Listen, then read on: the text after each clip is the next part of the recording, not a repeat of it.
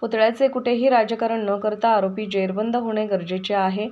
24 कोटीचा कंत्राट 23 वर्षाच्या छपरी पोराला कसा मिळाला याची चौकशी होणे गरजेचे असून या प्रकरणाच्या मुळात जाणं आवश्यक आहे. जर राज्याचा सार्वजनिक बांधकाम विभाग आरोपीला पाठीशी घालत असेल तर ते देखील जनतेच्या पुढे आलं पाहिजे. जरांगे पाटलांनी जी भावना व्यक्त केली की सामान्य माणसाची भावना आहे, या 24 कोटीच्या कंत्राटाची संपूर्ण चौकशी व्हावी. जरांगे यांनी असा आरोप केलेला आहे की जो पुतळा उभारला आपटे आणि मुख्यमंत्री चिरंजीव आणि रवींद्र फटाके श्रेय सहायक यांचे संबंध असल्यामुळे त्याला अटक करण्यामध्ये पोलीस दिरंगाई करत आहे, सरकार दिरंगाई करत आहे. महाराजांचा पुतळा पडला याचं सुद्धा तुम्ही जर राजकीय भांडवल करत असाल हे दुर्दैव आहे. उलट बाळासाहेबांनी असं म्हणायला पाहिजे की आरोपी जो आहे तो तात्काळ अटक करून जेरबंद केला पाहिजे.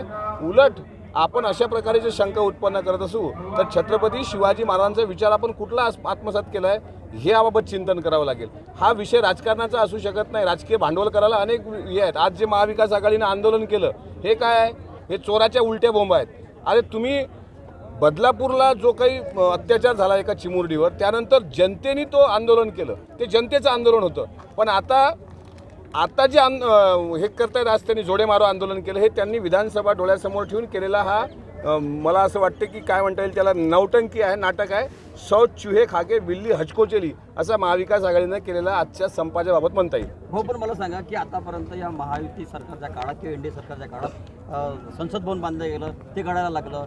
राम मंदिर बांधलं नवीनच, ते घडायला लागलं. त्यानंतर आता पुतळा पण बनला.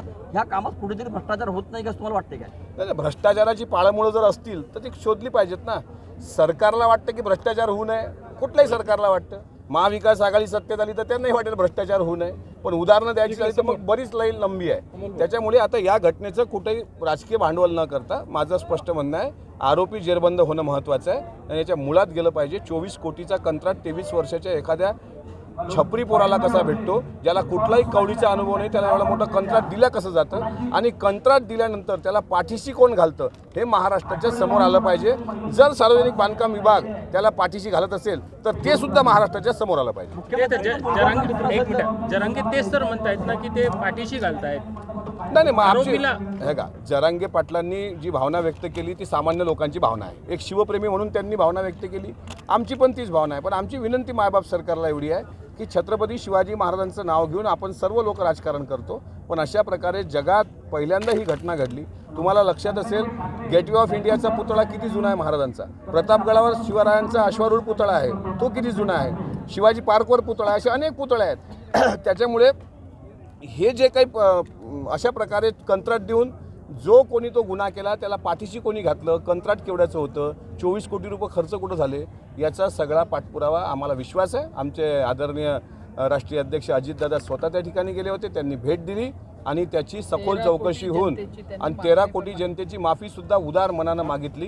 प्रधानमंत्री महोदयांनी मागितली आणि महाराष्ट्राच्या मुख्यमंत्र्यांनी पण मागितली. तुम्हाला कोण वाटतंय कोण घालतंय पाठीशी त्याच्या कोण बोलू शकतो ते आता सरकार म्हणून गृह खात्याची जबाबदारी आहे, ते शोधून काढतील. थँक्यू. आणि तो काही सरकारचा जावई नाही. माननीय उपमुख्यमंत्री अजितदादांनी स्वतः त्या ठिकाणी परवाच्या दिवशी भेट दिली होती. सांगितलं होतं कोणी असला तर कठोर कारवाई केल्या जाईल. तो काही पाकिस्तानात पळून गेलेला नाही, तो राज्यातच भामटा कुठेतरी लपलेला आहे. आणि आमची विनंती आणि दादांचा पण प्रयत्न आहे की तात्काळ त्याला गृह खात्याने अटक केली पाहिजे आणि त्यावर देशद्रोहासारखा गंभीर गुन्हा दाखल केला पाहिजे. सुरतेची लूट झालीच नाही असं फडणवीसांचं म्हणणं आहे. या गोष्टीचा काँग्रेसवाल्यांनी बाहू केला असं फडणवीस म्हणताय. सुरतेची लूट झालीच नाही. शिवाजी महाराजांनी सुरत लुटलीच नाही. शिवाजी महाराजांनी सुरतेवर स्वारी केलेली आहे. लूट करणं हा भाग वेगळा. आता विरोधी पक्षातले काँग्रेसचे जे लोक आहेत ते मुळातच लुटारूच्या भूमिकेत आहेत. त्याच्यामुळे लूट करणं हा भाग वेगळा.